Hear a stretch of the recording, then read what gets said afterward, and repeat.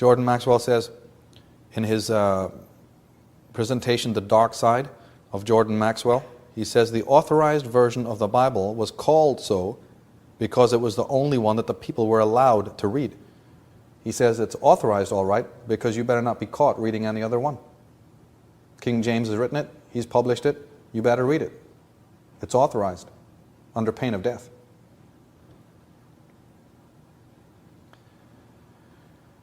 Now the story of the cults is again featured in the New Testament also, especially in the Nativity.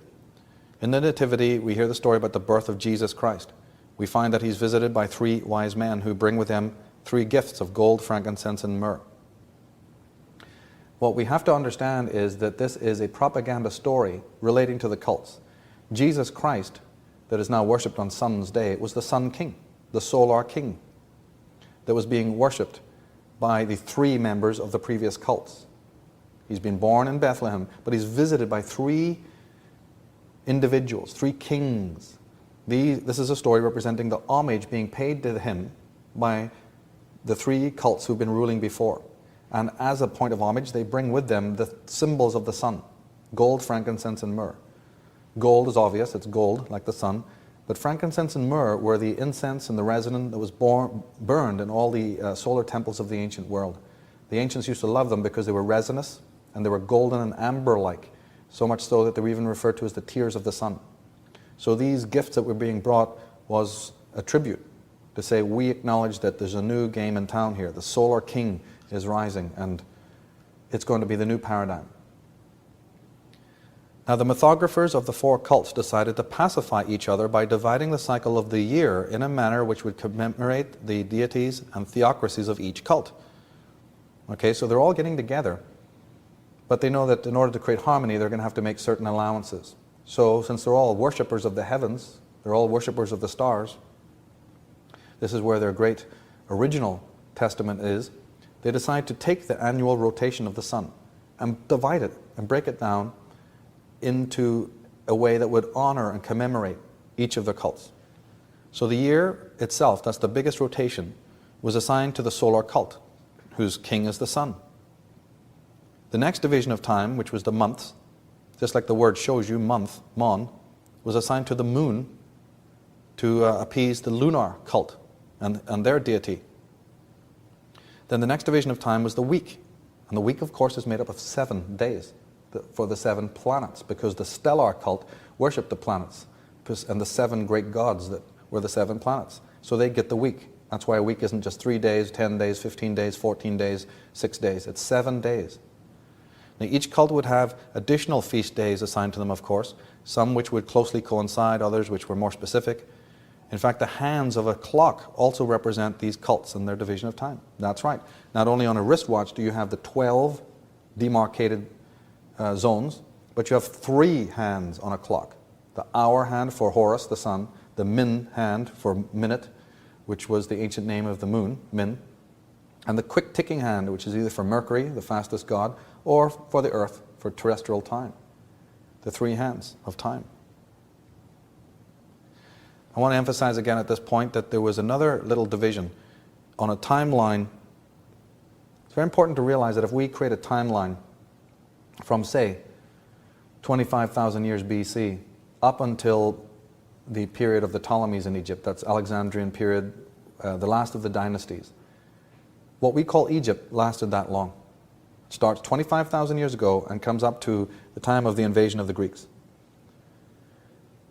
Something incredible must have been happening in that time, because we have to realize that that's a very long, expansive time. In fact, if you take every other age that came later, and I'm talking about the Alexandrian period, I'm talking about the Christian period, or the Grecian period, the Hellenistic period, the Romanesque period, the Renaissance, the Christian period that came then. We move into the neoclassical period, and then we have the modern age. Take it all. Multiply it by 3, and still the period that we know of Egypt was longer. But just for this moment in time, realize that there was another important division between these 4 great cults of power. As I said earlier, the stellar and the lunar cult had women as equals, and often women were the dominant rulers of the clans and the nations, and were in senior positions, mystically, religiously, and also politically. Whereas in the Saturnian and solar cult, and this is a key point to remember, the role of women was substantially diminished. We're going to see a little bit more of that later.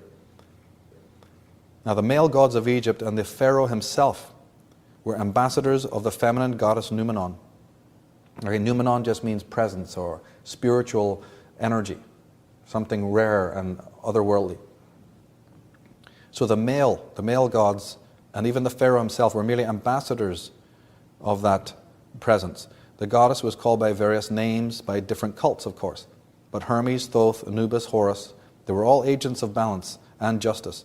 And that was a principle known as mEYEnd, always symbolized by a feather or by the great scales of justice.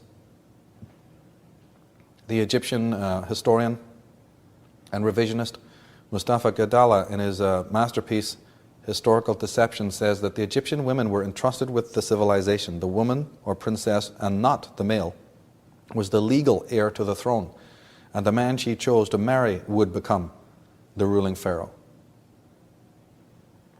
Again, I want to point out that the word pharaoh means pharos nous. It comes from two Greek words. There's many, many meanings of this word, but it originated from the Greek pharos, meaning fire, and nous, meaning intelligence or mind. So it means fiery mind or enlightened mind, mind on fire. These were semi-enlightened or fully enlightened beings that were ruling their states. Unlike the stellar and lunar cults, which were ecocentric, egalitarian, and inclusive, the solar and Saturnian cults were anthrocentric, hierarchical, and exclusive. Due to their rescripting of the cosmological canon, the omnipresent goddess was made subservient to the all-powerful male god. The goddess figure was relegated to the role of consort or emanation.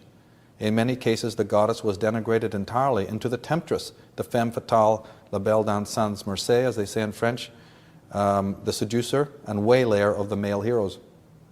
I mean, it goes to such an extreme that we have in the Bible that Adam is the father of all mankind. Eve, the female, if we can get our minds around this concept, of course, which is saying something, but the idea is that Eve comes from the male, Adam, not the other way around. So twisted and convoluted this story is.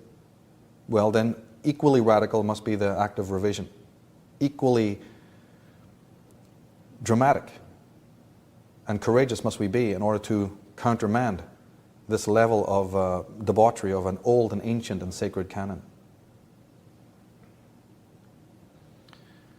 The master magician from the Victorian era, Aleister Crowley, in his book Liber 777, says that for some reason best known to themselves, the translators of the Bible have carefully crowded out of existence and smothered up every reference to the fact that deity is both masculine and feminine.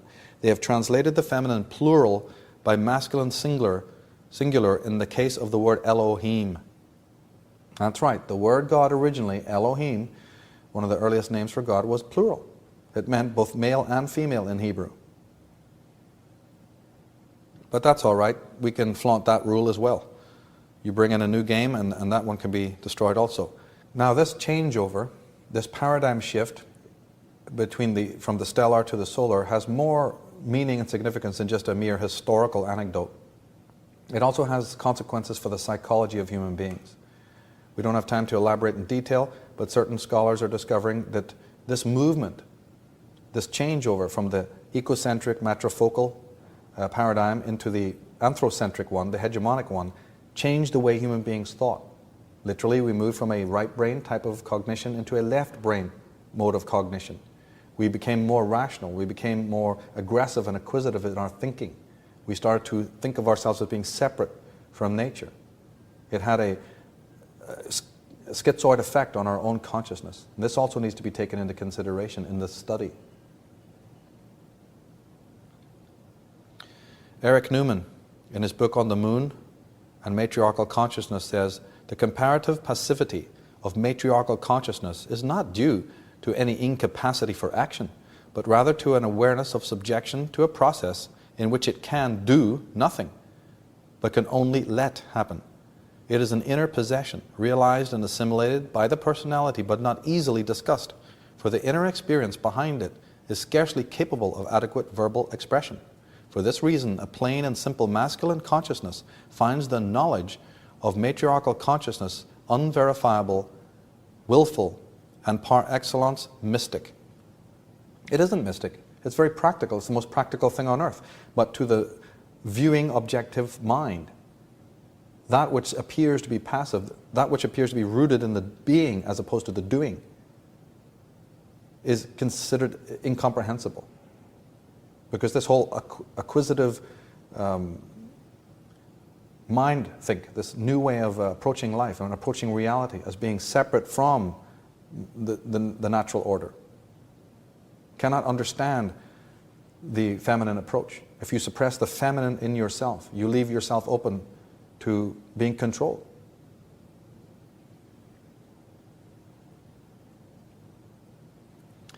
As D. Hollander, in his book Tarot for Beginners, writes, the high priestess uses her wisdom and understanding to enable others to find their own true path. The high priest uses his power to increase his authority over others. So there you have it in a nutshell. And that pretty much also sums up the whole Gnostic idea. The Gnostics did not convert sinners. They awoken the ready. When you're ready, you'll awaken, and it's perfectly natural. There was no idea that you were some sinner, that after you had matriculated, then you'd be ready to be converted. This carried no currency whatsoever in the ancient world, and the Gnostics, who are even surviving today, always let you know that man is his own priest, his own priestess. And of course he doesn't need an outward authority. But the Yahwistic side, the solar cult and Saturnian cults, had a very different agenda. In Isaiah 1, we read God saying, bring no more vain oblations. Incense is an abomination unto me. The new moons and Sabbaths, the calling of assemblies, I cannot away with them. It is iniquity, even the solemn meeting. Your new moons and your appointed feasts my soul hateth. They are trouble unto me. I am weary to bear them. Come now and let us reason together, saith the Lord. Perhaps one of the greatest scholars that mankind has ever played host to was the Egyptologist from Scotland, Gerald Massey.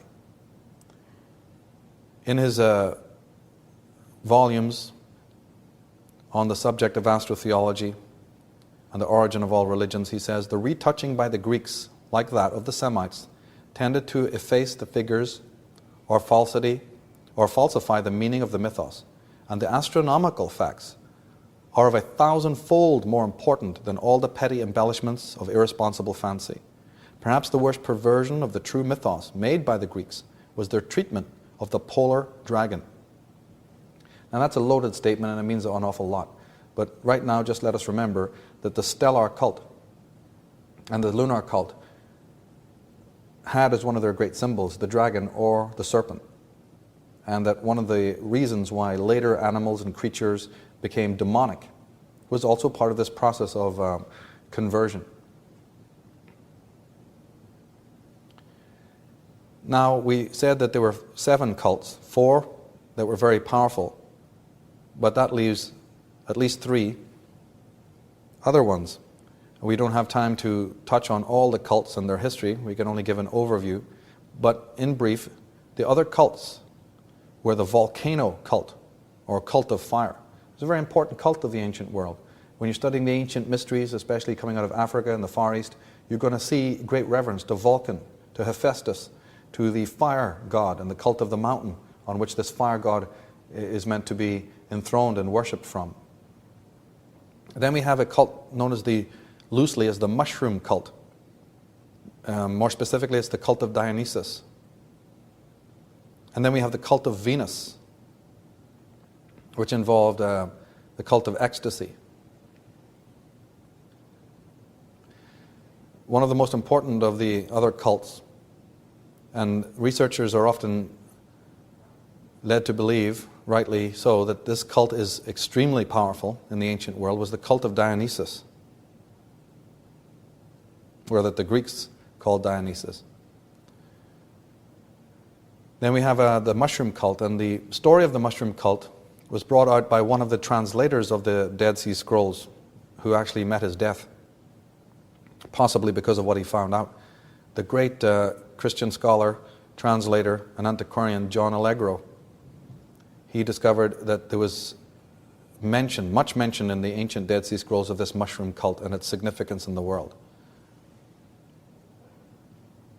He discovered that little traditions that we have, like wearing the little beret on our heads as a hat, comes from the time of the mushroom cult. And even the fact that in the ancient world turbans are worn and lots of different hats are to commemorate this very, very powerful religious theocracy of the ancient world. And now there's a few books on this subject. But even the fact that churches have these strange domes on the top comes from a specific time and the worship of the mushroom. And of course, where there's mushrooms, there's herbs. And where there's herbs, there's herbology. And the whole study of healing and homeopathy and what have you, in a positive and also in a negative way. And it might come as a shock to most of you to realize that the modern day pharmaceutical monopolies actually originate out of this cult of the mushroom. This mushroom cult and its understanding of pharmacology and mind-altering drugs, as Jordan Maxwell and others have brought out, a lot of the pharmaceutical mendicants of the modern world, as by their symbolism they will betray to you, come out of this very powerful cult. Now the cult of Dionysus are in fact, or the descendants of this cult of Dionysus are the main controllers of the modern media and of the modern rock and roll business and the music business in general. So let me be clear about what I'm saying here. The music business, especially the rock and roll business, and a lot of the media, that's the magazine design, the great media conglomerates of the world, the television companies, and also the film companies, they're a hierarchy. They're organized in a hierarchical way, and they're controlled at the top by an elite group who are bloodline linked to a very ancient and powerful cult. Once we understand this and begin studying this particular concept, we will understand what we're seeing when we watch a lot of the symbolism and imagery and the corporate logos that these individuals use. It's not by chance that they use what they do. If you've seen the program in this series, The Subversive Use of Sacred Symbolism, you'll know what I mean by all of this. Now Dionysus and the cult of Dionysus are expert at being able to choose and put before us certain icons who embody, whether they realize it or not, the powers of the god of Dionysus. This cult is very adept at being able to select certain individuals who personify and allow us to worship them in the same way. And those individuals will help us awaken certain chakras. Those individuals will personify excessiveness and sexual licentiousness and liberation. And we will follow them. And this is an old cult, going back to Roman times and even before. In the case of Elvis Presley, for instance, if we study his date of birth astrologically, and even if you want more proof, just go to some of the autobiographies and biographies, the biographies that are on the king of rock and roll, the Solar King. You will find out just how much control from secret societies was being used in this man's life, unbeknownst to him. But he's certainly not the only example. And unfortunately also what we have to understand is that the cult of Dionysus are wont to sacrifice their solar king. Sacrifice is a very important aspect to all rituals and all ancient religions. All religions of the ancient world, including the Christian, involve the principle of sacrifice. The sun rises in the morning from the horizon, rises to its peak, and then descends into the underworld where it has to face the shadows that it inherited while it was blazing. The stronger a light shines, the deeper and darker the shadow that it casts. And in this great cycle is understood by these cults. The sun must go into the underworld in order to face its own demons and to traverse the underworld. These are all occult principles. And therefore, that also means that the Sun King might be sacrificed. And if we study the dates of a lot of assassinations in this world and get into that whole theory, we're going to find an incredible story unfolding there.